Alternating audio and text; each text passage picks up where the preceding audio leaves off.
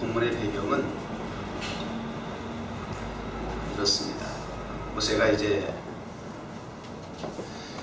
인생을 정리할 때가, 사명을 이제 마무리할 때가 되었어요. 그러면서 이제 마지막 유언과도 같이 그동안 이스라엘 백성과 함께 하셨던, 그리고 참 못났지만 자신을 지도자로 세워주시고 그리고 인도해 주셨던 그 하나님의 은혜와 사랑에 대해서, 구하심과 인도하심에 대해서 노래 형식으로 고백하는 내용들입니다. 그러니까 유언과도 같은 모세의 마지막 찬송시, 이렇게 이야기할 수 있겠죠. 그 부분, 그 중에 이제 속한 이제 부분인데요. 이스라엘 백성들이 그 430년 동안 애굽에서 종살이를 했어요. 노예 생활을 했단 말이죠. 굉장히 그게 영향이 커요. 아무리 택한 백성이지만, 하나님은 구별한 백성이라고 하지만, 우리의 삶의 여건과 주위 환경을 통해서 영향을 받음으로 말미암아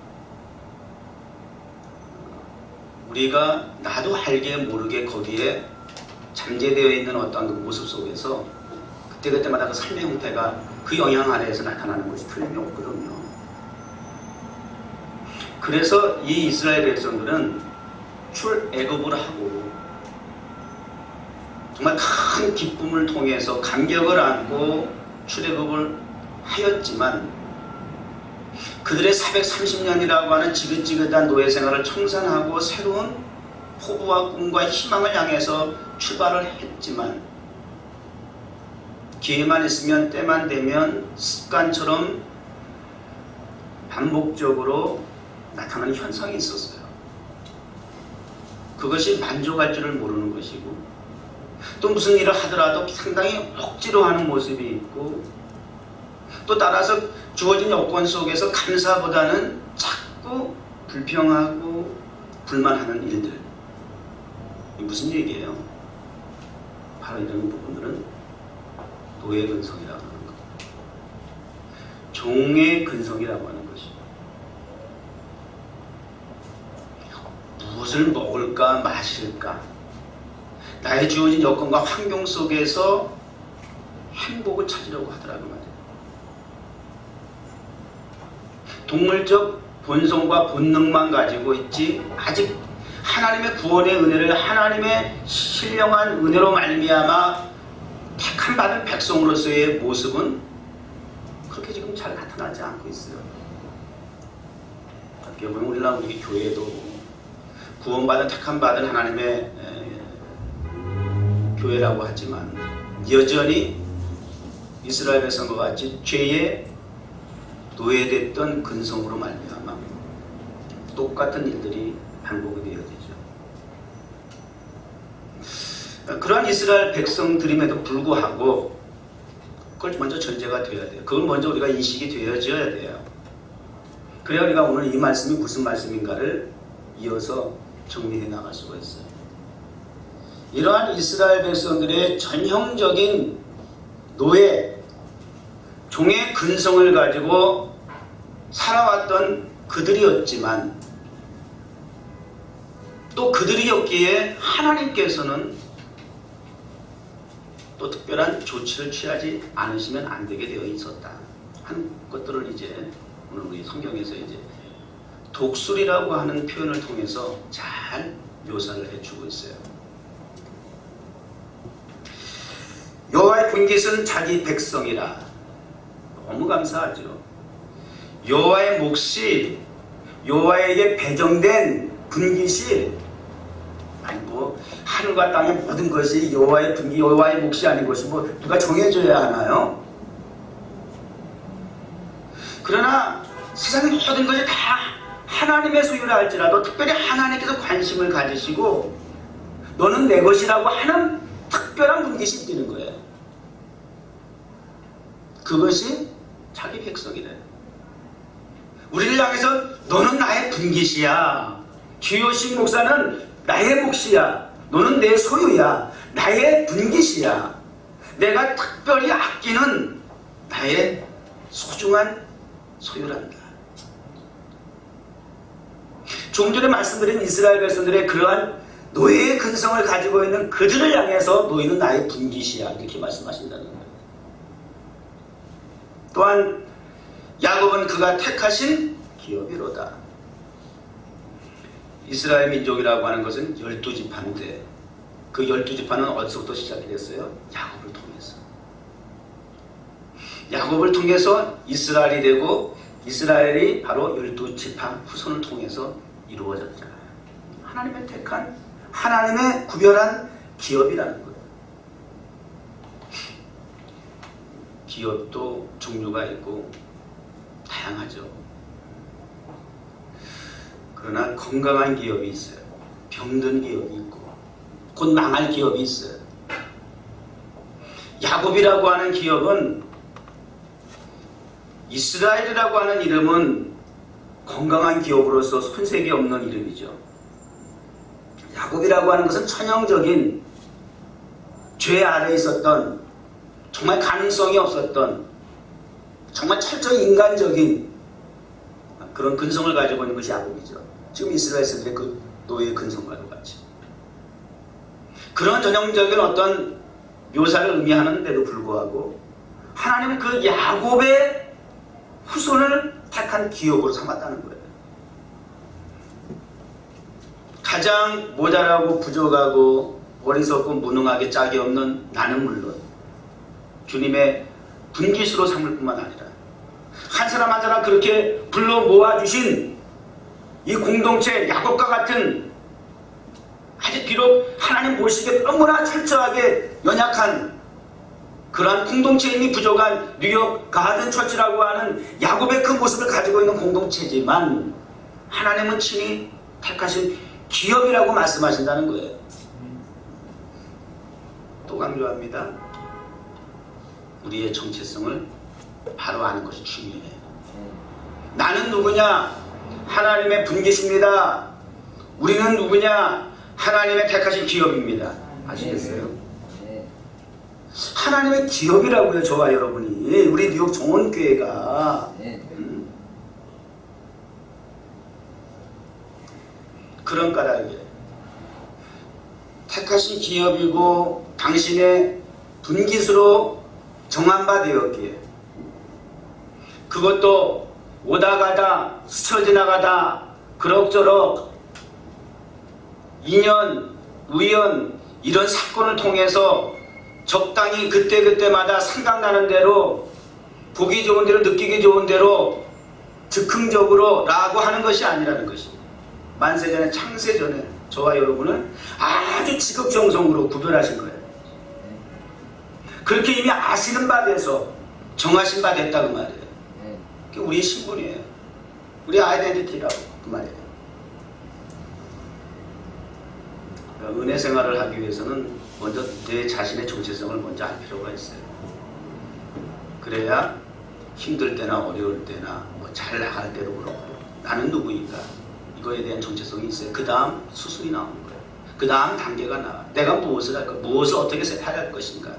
목표가 무엇인가? 내가 가는 방향이 지금 어떻게 되어 있느냐? 내가 그 여호와의 분깃에 맞는 하나님의 기업에 맞는 내가 위치에 그런 역할에, 그리고 그런 방향과 목적성을 가지고 내가 살아가고 있느냐? 여기 정체성에서부터 출발이 되죠. 따라서 이렇게 하나님의 지극 정성을 다하신 그러한 택한 백성이기 때문에, 기업이기 때문에, 분깃이기 때문에 따르는 하나님의 역할.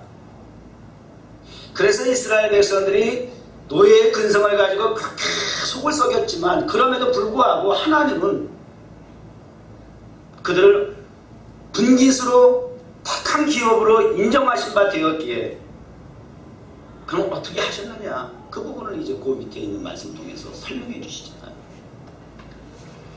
따라서 여호와께서 그를 택한 기업으로서 분깃으로서의 이스라엘 백성들을 그 한 사람 한 사람을 황무지에서 사람이 살 수 없는 것이죠. 먹을 것이 없는 것이죠. 일할 수 없는 것이죠. 자급자족할 수 없는 것이죠. 인간의 삶에 한계가 있는 것이죠.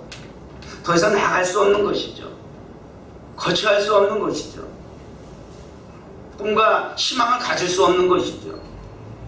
그럼 황무지에서 뿐만 아니라 짐승이 부르짖는 광야에서 위험성이 있는 것이죠. 항상 호시탐탐 우리의 목숨을 노리는 위험천만한 곳이죠. 벼랑과 같고 낭떠러지와 같은 그러한 곳이죠. 절대적으로 살아갈 수 있는 여망이 보이지 않는 위험성이 가득한 곳이다 그 말이에요. 주변 사방이 다윗이 늘 고백하고 정말 통분히 여기면서 하나님 앞에 가까이 나갔던 기도 제목처럼 많습니다.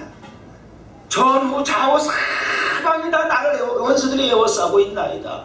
탄식을 할 정도로 내 가족이, 내 자식이, 내 신하가, 내 부하가, 내 이웃이, 내 백성이 다 천만이 나를 죽이려고 에워쌌나이다. 아유 막 탄식을 하잖아. 어쩌면 이럴 수 있습니까? 정말 사람이 무섭습니다. 끔찍합니다. 실제로 그랬잖아요. 다윗은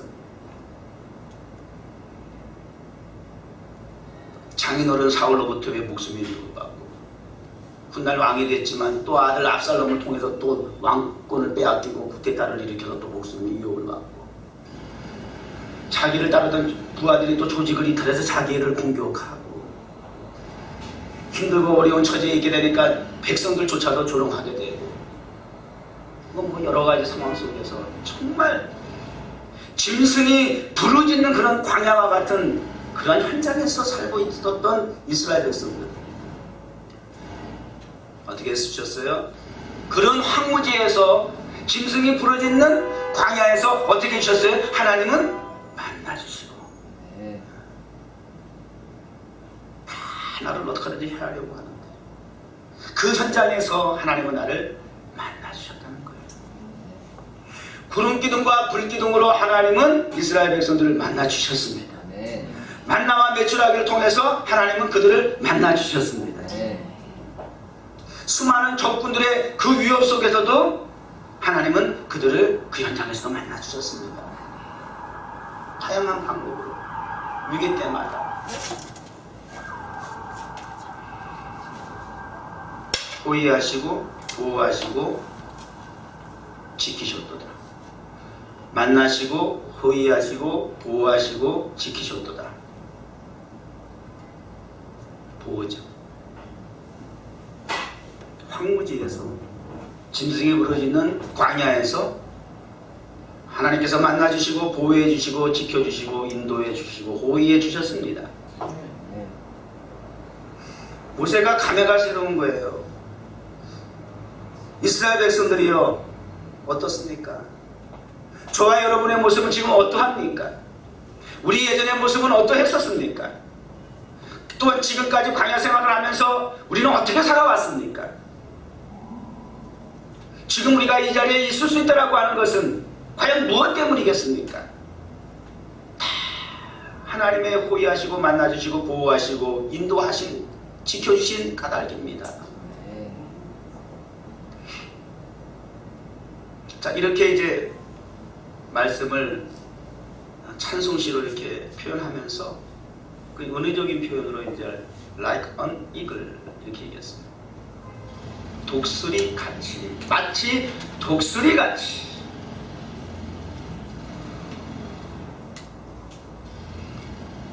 성경에 그 독수리를 많이 묘사하고 있어요. 몇 군데만 제가 찾아서 한번 읽어드릴게요. 출애굽기 19장 4절에 보면 역시 마찬가지로 우리 이스라엘 백성들에게 모세를 통해서 하신 말씀이죠.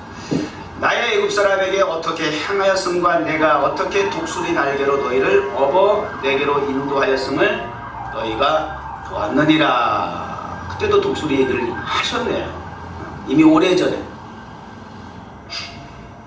따라서 세계가 다 내게 속하였나니 너희가 내 말을 잘 듣고 내 언약을 지키면 너희는 열국 중에서 열국이 있는데 그 중에서 아까도 얘기했잖아요. 열국이라고 다 주님께서 정한받은 소유가 되고 기업이 되고 분깃이 되는 게 아니라고. 열국 중에서 너희가 내 소유가 될 것이다. 너희가 내게 대하여 제사장 나라가 되며 거룩한 백성이 되리라. 내 소유라고 하는 것, 내 분깃이라고 하는 것, 내 기업이라고 하는 것은 어떤 의미를 가지고 있느냐? 제사장이라는 의미를 갖고 있다.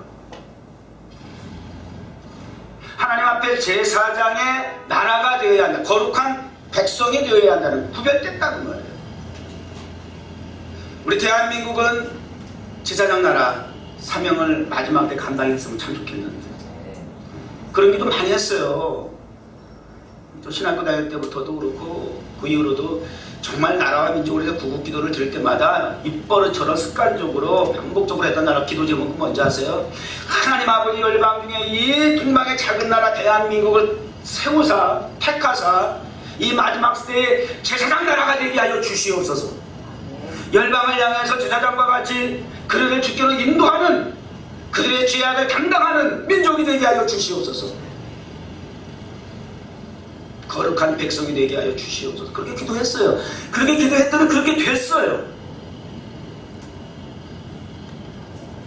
근대사회에 와서 기독교 영향권 아래에 있는 많은 나라들이 있었지만 유럽이 그렇고 미국이 그렇고 다 사형결에 내려가고 있고 다 성경에 이미 떠나갔다라고 하는 표현을 할 정도로 그렇게 지금 타락해가고 있는데 교회마다 비어져 갔는데 너무나 정말 미라클하게도 그 대한민국에 기독교 복음이 들어간 지도 얼마 되지 않았는데 일본이 오히려 200년도 더 넘어 복음이 들어간 지 오히려 일본이 훨씬 더 우리보다 선교의 그 역사가 깊다니까. 그럼에도 불구하고 일본은 전 세계적으로 가장 복음화율이 안 돼 있는 나라야. 그런데 어떻게 그 이웃에 있는 더 작은 나라인 우리 대한민국은 세상에 삼천리 방방곳곳에 하나님의 교회가 안 세워진 곳이 없어. 그렇다고 우상이 없었느냐? 어느 민족보다도 우상이 쩔었던 나라야. 유구한 5천년의 문화를 얘기하지만 5천년 동안에 우상 숭배만 했던, 미신만 숭배했던 나라이기도 했어요. 그래서 초창기 때 많은 선교사들이 들어와가지고 복음도 미처 못 전해보고 한강에서 도에대에 그냥 이슬로 사라졌었어요. 그런 순교자의 피들이, 저는 페이스북에서 지난 주간에 어떤 선교사님이 올려놓은 우리 대한민국의 초창기 네덜란드에서 온 여자 선교사 20대 초반에 그 사진을 보니까 아주 참 이쁘던데, 흑백 사진인데 그 선교사의 마지막 편지를 이렇게 올려놨더라고요. 네덜란드에 있는 부모에게 마지막 보내는 편지였어요. 지금 이곳에 선교하러 왔지만 복음을 전하지도 못하고 지금 많은 선교사들이 지금 처형당하고 있다는 거예요. 자기도 곧 언제 죽을지 모르는 위급함 속에 있다는 거야. 이건 뭐 가서 뭐 말을 배우고 언어를 배우고 뭘 하고 해서 무슨 뭐 문화를 조성하고 환경을 만들어서 뭘 그리고 나서 전하기도 지금 바쁜데, 이거는 무슨 뭐 그 준비도 하기 전에 복음이라는 걸 전달해보기도 전에 그냥 바로 잡혀서 한국에서 바로 잡히자마자 그냥 댕강댕강 목을 잘라버린다는 거예요. 자기도 곧 있으면 처형당할 위기에 있다는 거예요. 그게 마지막 편지였어요. 돌아갈 수도 있었겠지만 그러나 돌아가고 싶지 않아. 이곳에 왔으니 이곳에서 복음을 전하다 죽겠습니다라고 하는 것이 그 20대 소녀의 마지막 선교사 편지였어요. 우리 대한민국을 위해서 이름 없이 빛도 없이 복음을 전해도 보지 못한 채 그렇게 순교한 피들이 있었다는 거예요.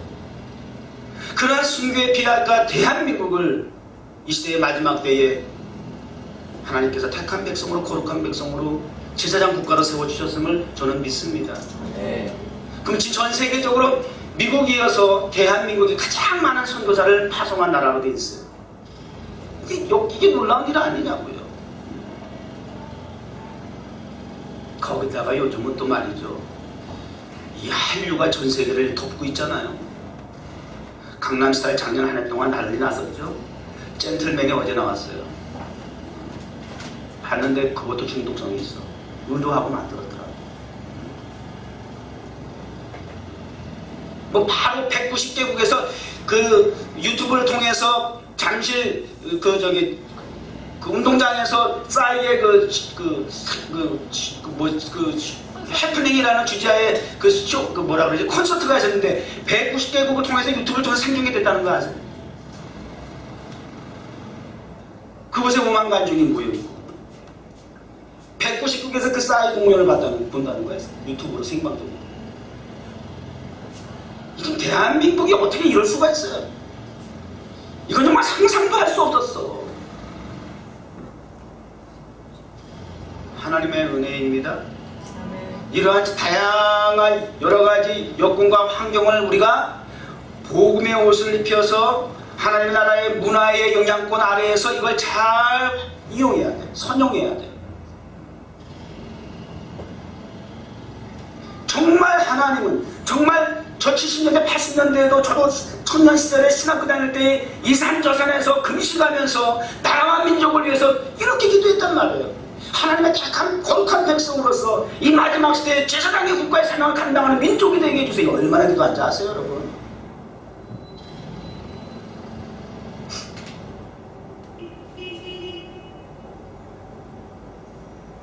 시편에도 이런 말씀이 있어요. 103편에 좋은 것으로 내 소원을 만족케 하사 내 청춘으로 독수리같이 새롭게 하시는도다. 그 독수리란 표현입니다. 여러분 독수리의 그 수명이 얼마나 되는지 아세요? 몇 년 살아요 독수리가? 그쪽에 전문가 없어요? 어류, 조류, 뭐지? 생물학, 해양 박사도 있고 한데 다 그쪽은 없어요. 그 독수리가 수명이 몇 년인지 몰라요? 저보고 아니냐고 물어보세요. 나도 모르지. 그런데 이제 한번 찾아봤어요. 인터넷에서 독수리의 수명하고 딱 쳐봤어요. 얼마나 좋아요, 이 세상에. 궁금한 거 있으면 바로 쳐놓으면 돼. 만물박사야. 손 안에 있어. 손 안에 백과사전에 있어 그냥. 세상이 이렇게 좋아졌어. 함부로 이제 설교할 때 무식한 소리 하면 안 돼. 바로 확인 들어가. 엉뚱한 소리 하면 안 돼. 큰일 나. 지적질 당해. 깜짝 놀랐어. 나 독수리 수명이 그렇게 긴지 70년이야. 사람하고 비슷하게 살대. 이야, 야, 정말 세중에 뭐 왕이고 무슨 공중의 제왕이라고 하지만, 야, 수명이 70년이야? 근데 더 흥미로운 것을 제가 발견했어요.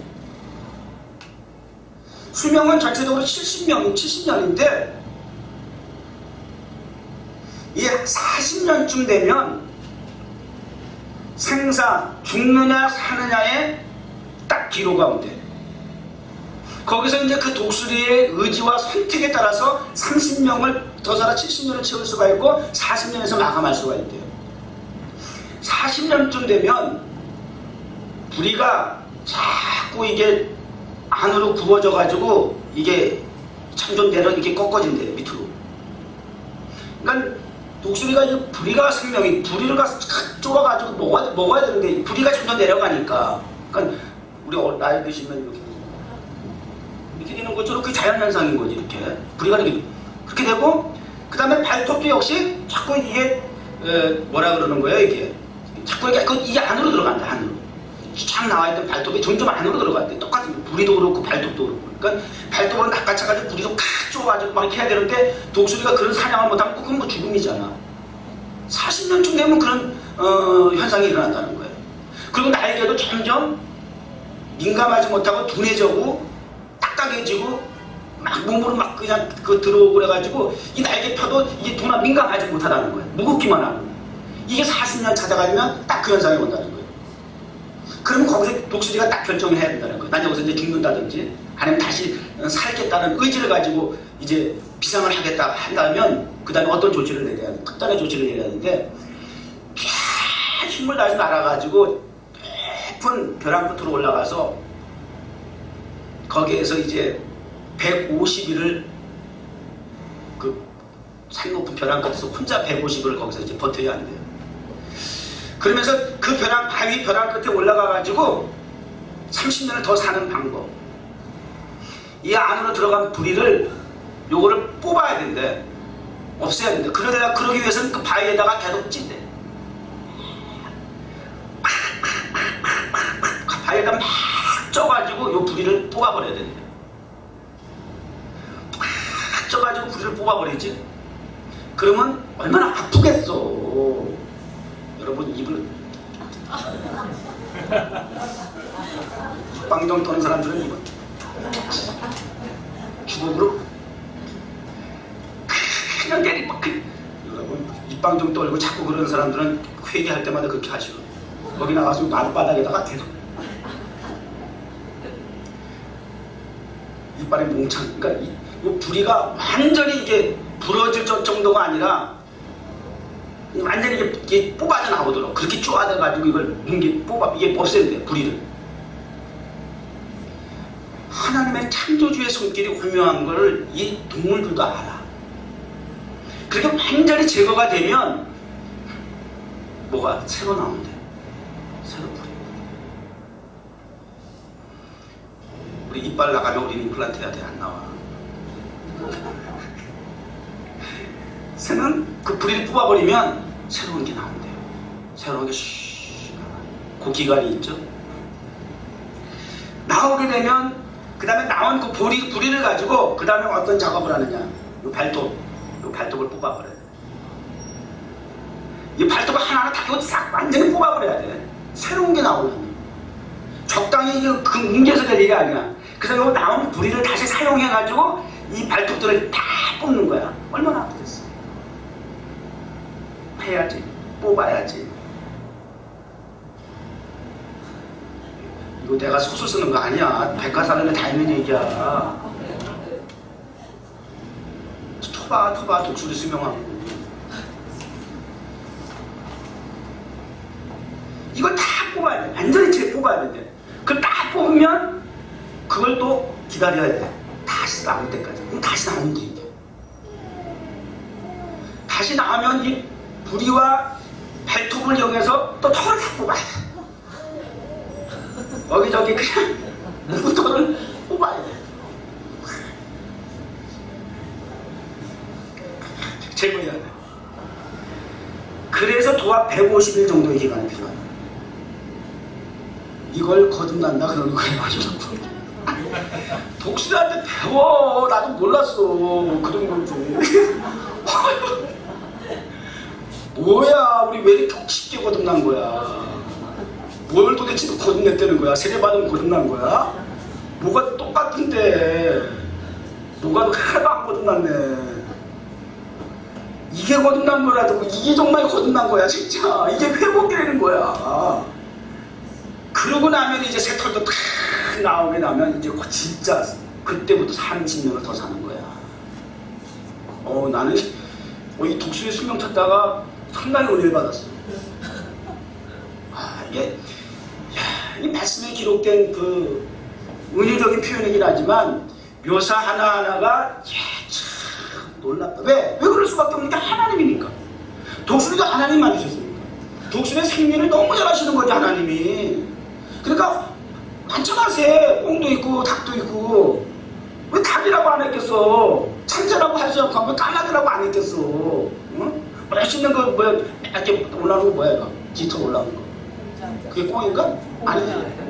공작. 왜 공작이라고 안 했겠어? 멋지잖아. 이렇게 싹 흔들고. 요즘 우리 교회가 공작새같이 몸만 부리고 말이야. 화려하게 치장만 하고 말이지. 교회 보면 어우 대단히 잘 졌다고 멋있다고. 교회 안에 공작새 같은 교인들도 많고 말이야. 그게 중요한 게 아닌데 말이야. 정체성이 거기에 있는 게 아니라고. 공작새라고 얘기하지 않았다니까요. 독수리래 독수리. 알고 보니까 세상에 우리가 몰랐던 비밀이 백과사전 안에 있더라고. 글쎄. 그런 과정을 딱 겪었더라. 그래야 40년에서 30년을 해서 70년을 산다는 거예요. 이거 어느 목사님이 괜히 이거 설교 근거 만들려고 짜는 얘기인가 그렇게 생각하지 마세요. 저도 그렇게 알았는데 아니에요.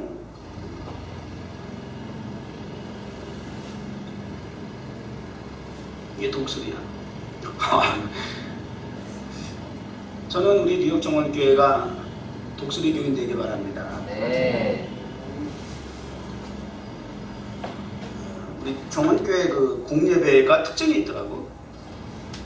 주일 11시 예배, 그 다음에 2시에 영화 예배, 그 다음에 월요일 탄 성전 예배, 수요 예배, 금요 예배 이렇게 있잖아요. 공예배가. 근데 이렇게 보니까 그 구성원들이 거의 정해져 있더라고. 특이한 현상이야. 고정 멤버야 보니까. 월요일 나온 사람 있고, 수요일 나온 사람 있고, 금요일 나온 사람 있고, 다 여기 특징이 있더라고. 그 중에 특별히 월요일날 타임스퀘어에서 우리 예배드리는 구성원들을 언젠가부터 우리가 뭐라고 우리가 스스로 자칭 이렇게 표현하기 시작했냐면 독수리 가족이라고 하죠. 한 번 나갔더니 남자만 다섯 덜렁 나가게 됐었어요. 남자만 다섯. 그때부터 우리가 독수리 오용제란 말을 아마 했던 것 같아요. 우린 독수리 오용제다. 그냥 웃자고 한 소리인데 그 가만 보니까 그게 성경적이더라고요. 그 독수리 오용제는 키 큰 현수 형제로부터 시작해서 아담한한 선우 형제까지 다섯 밖에 안 되는데도 그 독수리는 다양해. 구성원이. 그래서 독수리 오용제라고 우리가 붙이면서 그렇게 웃으면서 얘기했던 적이 있고요. 그리고 이제 그 다음에 이제 독수리 팔남매. 보통 이제 그게 이제 고정 멤버야 지금. 독수리 패밀리야. 그래서 타임스퀘어 광장에 매주 월요일 밤 9시 되면 독수리 패밀리가 떴다야. 굉장히 의미가 있는 거야. 알고 보니까. 그냥 농담으로 이렇게 웃으면서 얘기를 했는데 알고 보니까 굉장히 성경적인 것이야. 아니 앞으로 그렇게 돼야 되겠다. 더더욱 독수리와 같은 그런 기상을 가지고 타임스퀘어에 있는 사람들은 정말 오만 가지 다양한 사람들이 왔다 갔다 하지만 거기는 까마귀, 잡새, 참새 뭐 별게 다 있지 뭐. 거기에 독수리도 있어. 우리가 독수리가 다 비상하면서 말이죠. 찬양하고 기도하고 말씀 선포하면요 독수리들은 보인다고 했어요. 알고? DNA가 같대 글쎄. 웃기잖아. 그래서 DNA가 같은 사람을 내가 타임스퀘어 관광 와서 만날 줄 몰랐대. 그래서 우리 꼭 DNA가 같다 그래. 백인인데 왜 자기하고 나하고 DNA가 같아. 난 그런데 독수리 까닭은 맞아. 독수리 까.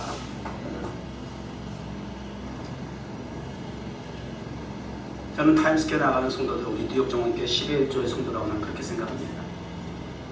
그러나 부디 여러분 모두가 독수리 성도 되길 바랍니다. 타임스퀘어 광장에서 예배드린다는 것이 독수리 정신 아니면 되겠어요? 요즘 나보다 더 용감해진 거 있죠? 멤버들이. 내가 막 말씀을 이렇게 전하면 뒤에서 또 허밍을 한다. 저 왜 이렇게 시끄러워요? 정말 짜증나네 정말. 여러분 지장 안 받고 듣고 있죠? 네. 그렇게. 근데 우리 예배 현장이 어쩔 수 없어 우리는. 타임스퀘어 광장도 그렇고 극장 앞에서도 그렇고 거리에서도 그렇고 락카페 안에서도 그렇고 우리는 이런 예배에 익숙하잖아. 훈련이 돼 있잖아. 그럼 지장 받으시면 안 돼. 전통 예배에 조용한 거룩한 엄습한 그런 예배에서만 익숙하던 사람들은 이런 분위기에서 예배드리면 막 짜증을 낼 수 있어요. 어떤 여건과 환경 속에서도 우리는 예배가 가능해져야 돼. 네. 그거는 훈련을 통해서 가능하다. 네. 그게 우리 타임스퀘어 광장에서 드리는 예배가 그런 이점이 있어요. 우리가 목표를 하고 목적을 하고 있는 그 궁극적인 어떤 목적을 갖고도 있긴 하지만 우리에게도 실제적인 유익을 주는 것이 기도는 아무 데서나 예배는 아무 데서나 말씀을 복음을 전하는 것은 아무 데서나 언제든지 누구에든지 가능하다는 거. 이걸 우리가 실제적으로 체험을 하잖아. 이게 가능한 거구나. 정해져 있는 게 아니구나. 그런 걸 우리가 늘 훈련을 하니까 우리 스스로에게 예배 생활에 유익이 되고 도움이 되잖아요. 더 은혜가 되고. 독수리 정신을 가지고 있어요. 그래야 가능한 것이에요. 보세요. 다윗이 골리앗 앞에 섰을 때에 골리앗을 바라보는 왕과 신하 모든 사람들에게 있어서의 관점은 시각은 그 사람의 정체성은 too big이야. 너무 커. 너무 커. 너무 크니까 too strong이야. 너무 강해. 너무 크고 너무 강한데 어떻게 해 우리가? 난 작은데 난 약한데 이거거든요. 그러니까 너무 크고 강하다라고 하는 그 인식을 하고 있으니까 나는 너무 작고 약하다라고 하는 인식을 갖게 됨으로써 그 독수리 정신이 나오겠어 거기서? 그러니까 메뚜기 정신이 나오는 거잖아요. 참새 정신이 나오는 거잖아. 쪽을 못 쓰는 거야. 근데 다윗은 달라. 너무 투비! 투비기니까 투시! 때리기 딱 좋네, 그냥. 저기 실패할 확률이 없어. 그러니까 물맷도 던지면 맞히기가 좋아. 어긋날 수가 없어. 그러니까 오히려 저 큰 것이 싸우는 데 있어서 나에게 부담을 주는 것이 아니라, 내가 약점이 되는 것이 아니라, 저에게 강점이 되는 것이 아니라, 오히려 저가 크다는 것이 저에게 약점이야, 빈틈인 것이야, 허점인 것이야. 나에게 오히려 이점이 되는 것이야. 내가 물맷대를 던졌을 때 맞추기가 너무 좋아. 크니까. 잡아봐. 힘들지. 조금만 빠지면. 크니까 분해 또 민첩하지 못하다고. 작지만 민첩해. 빨라. 다르죠? 이게 독수리 정신이야. 독수리 신앙이라고요. 가나안에는 아낙자손들, 네피림의 후손 거인들이다. 우리는 메뚜기다. 여호수아가 갈렙은 아니래잖아. 뭐라 그래요? 그들은 거인의 자손인데 거기에 비하면 우린 메뚜기라고 하는 이스라엘 백성들 앞에서 아니다. 저들은 우리의 뭐라고요? 밥이래잖아. 초밥. 여러분 좋아하는 취향대로 말해. 김밥, 비빔밥 얼마나 맛있어. 여러분 가장 좋아하는 취향대로 푸는 거야. 아유 저거 그냥 단방에 그냥 먹어줘야지. 뭐야? 똑같은 상황, 여건, 환경, 조건이지만 내가 바라보는 시선과 시각과 인식하고 인정하고 있는 믿음이 무엇이냐에 따라서 확연하게 달라진다는 거. 이게 독수리 신앙입니다. 독수리의 믿음이고 독수리의 정체성입니다. 주의 청년들이 예수의 꿈을 꾸고, 이거를 주의 청년 독수리들이 예수의 꿈을 꾸고 인류 구원의 환상을 보게 하소서. 인류를 보려면 또 세상의 열방을 품을 수 있는 꿈을 꾸려면 바닥에 있어가 되겠어요? 하긴 바닥에서 기어가지고 되겠느냐? 땅 모양 이렇게 팔딱팔딱 땅에서 점프해서 하는 정도 가지고 되겠느냐? 높이 비상에서 올라가서 내다봐야지. 그래야 세상의 열방을 품을 수 있을 거 아니에요. 그게 기상 아닙니까? 위상이고. 그게 독수리잖아요. 종기잖아요. 주의 청년 독수리 되신 여러분들이요, 정말 인류 구원의 환상과 예수 그리스도의 그 꿈을 꾸고 계십니까? 올라가 뭐같이? 독수리가 주를 앙모하는 자 올라가 독수리같이 고단치 않네, 피곤치 않네. 독수리같이 주의 은혜 힘입어 우리가 주의 영광을 보게 될 날이 있다라고 하는 찬양과 고백과 같이 비상하고 올라가야죠.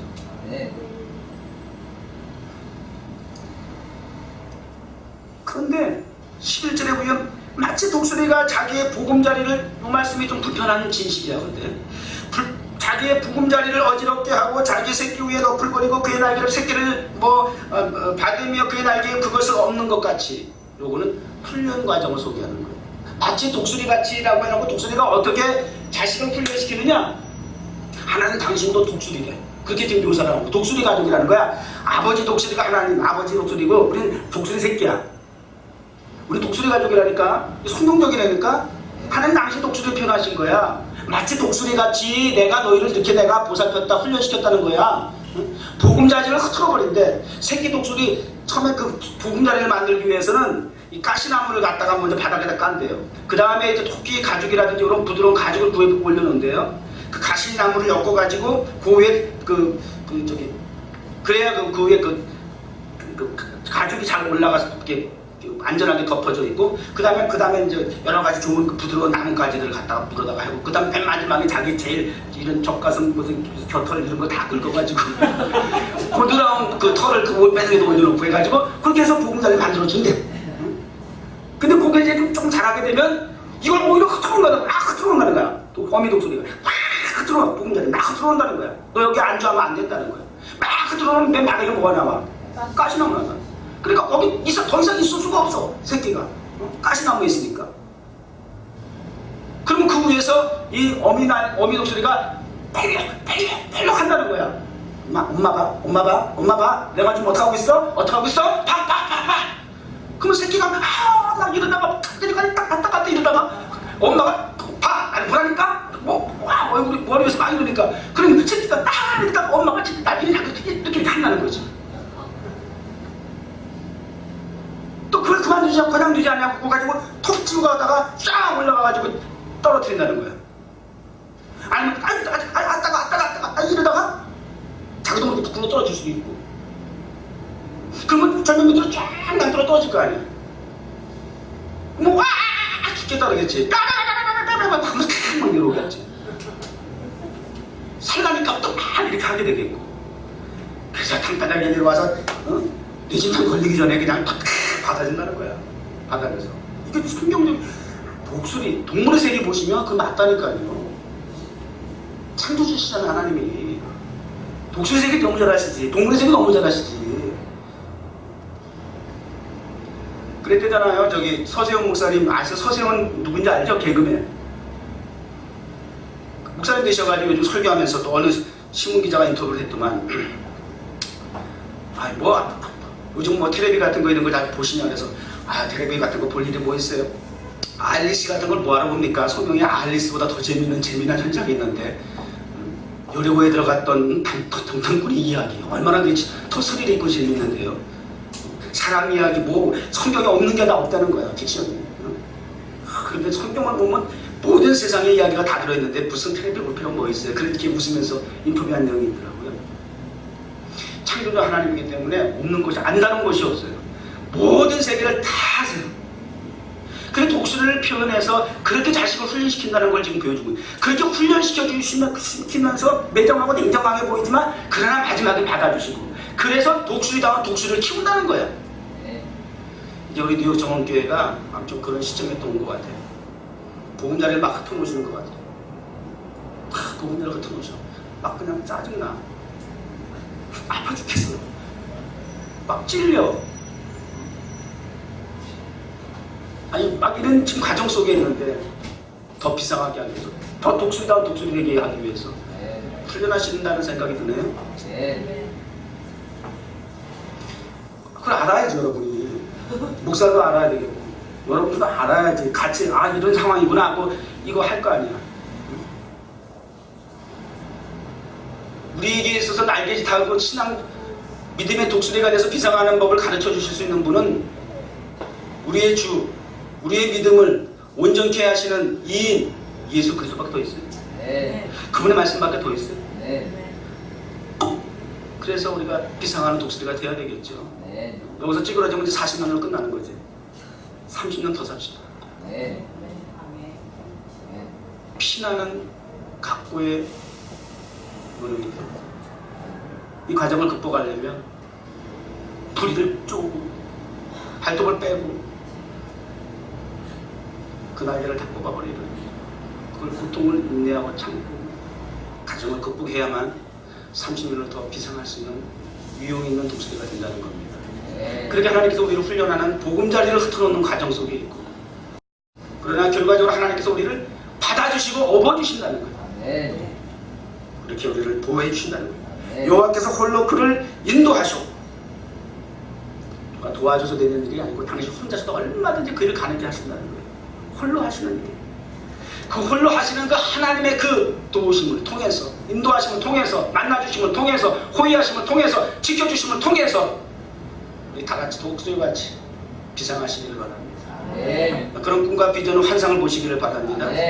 여러분 금요일에도 말씀드렸지만 젊으니까 가능성이 있어요. 여러분의 그런 젊음을 통해서 하나님 주신 꿈과 환상을 바라보시고 그래서 이미 다 만들어진 그릇이야 어쩔 수 없지만 여러분은 알것 그 그릇을 더 크게 확장할 수 있는 가능성 있는 기회가 있는 시기이니만큼 그렇게 하나님 앞에 비상하는 독수리가 되어서 큰 그릇으로 쓰임받는 여러분 되시길 바랍니다. 우리 뉴욕 정원교회는 하나님의 택하신 기업입니다. 네. 분기십니다. 네. 독수리 패밀리가 되십시다. 네. 하나님 감사합니다. 지금 우리의 삶의 현장이 황무지입니까? 짐승이 부러지는 광야와 같습니까? 걱정할 것이 없는 것은 그 현장에서 도리어 만나주시고 호의하시고 보호하시고 지켜주신다고 하셨습니다. 마치 독수리와 같이요.